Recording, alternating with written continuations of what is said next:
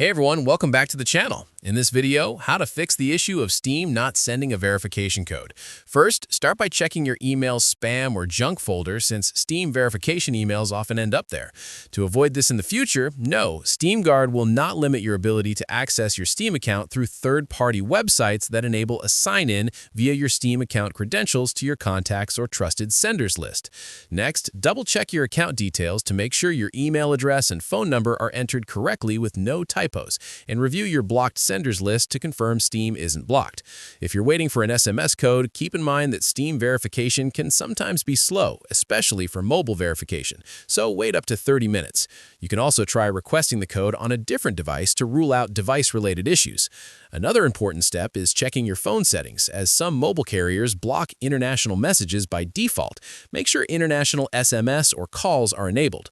Also, if you're using a VPN, try disabling it since certain regions can block Steam verification messages. If none of these solutions work, your best option is to contact Steam support and submit a support request. That's how you can fix Steam not sending a verification code. Thanks for watching, and I'll see you in the next video.